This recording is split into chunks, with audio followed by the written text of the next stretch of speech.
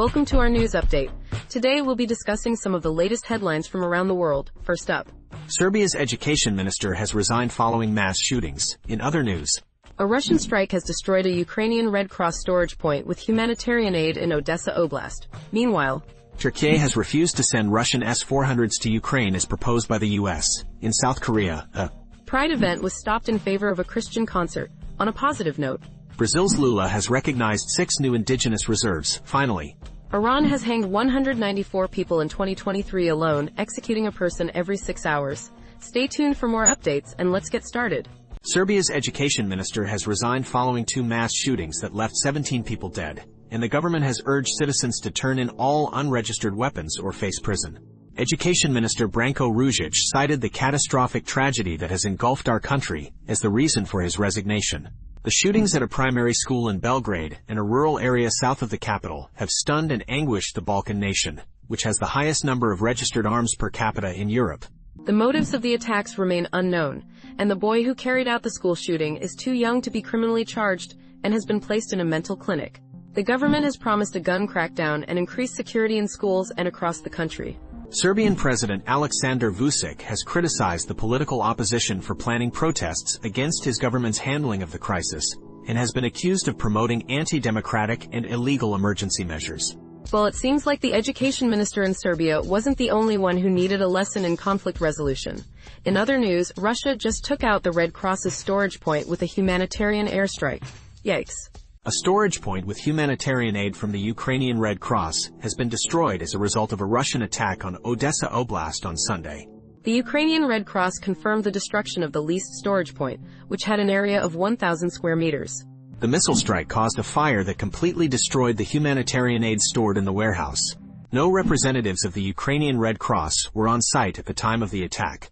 The provision of humanitarian aid and some projects of the Odessa Regional Organization of the Ukrainian Red Cross have been suspended.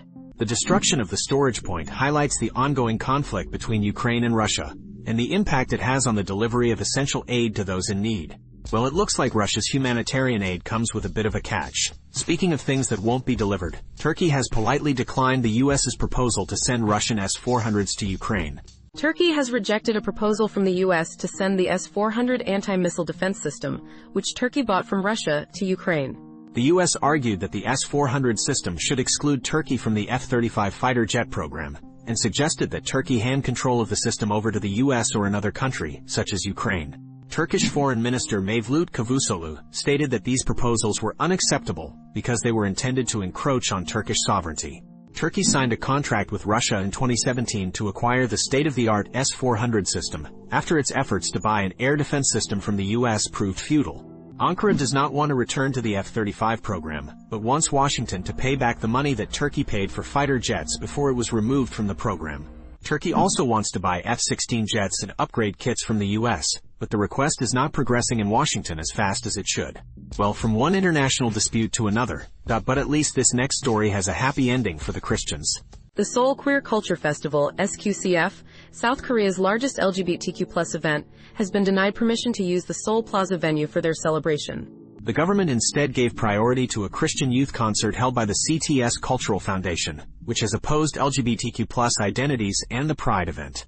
The SQCF organizing committee plans to go ahead with the event on the 1st of July, despite the setback. Rainbow Action, a coalition of queer groups in South Korea, accused Seoul government officials of aligning with homophobia and discrimination by allowing a Christian group to block out gathering. Anti-LGBTQ+ hate remains rampant in South Korea due to deeply entrenched social conservatism and gender norms, and there is no national law protecting LGBTQ+ people from discrimination based on sexual orientation or gender identity. South Korea still lacks legal recognition of same-sex marriage and civil unions, and queer couples are prevented from jointly adopting. From South Korea's cancelled Pride event to Brazil's recognition of new indigenous reserves, it seems like the world is just one big game of musical chairs. Who's next to take a seat? The BBC and its partners use technologies like cookies to personalize content and advertising for users. Consent settings for data collection apply only to AMP pages, and may need to be reset for non-AMP pages. The lightweight mobile page visited by the user was built using Google AMP technology. Limited information is stored on the user's device without their consent to make web pages work. Local storage is used to store consent preferences on the user's device. Users can choose to reject data collection for personalized ads, but will still see advertising that is not personalized. From indigenous reserves to executions, it seems like we've gone from preserving life to taking it away faster than you can say, Amazon rainforest. Iran has executed one person every 6 hours in the past 10 days, according to a report by Iran Human Rights, IHR. The report comes just 2 days after the execution of Swedish-Iranian man Habib Farajallah Chab for allegedly killing people at a military parade in 2018.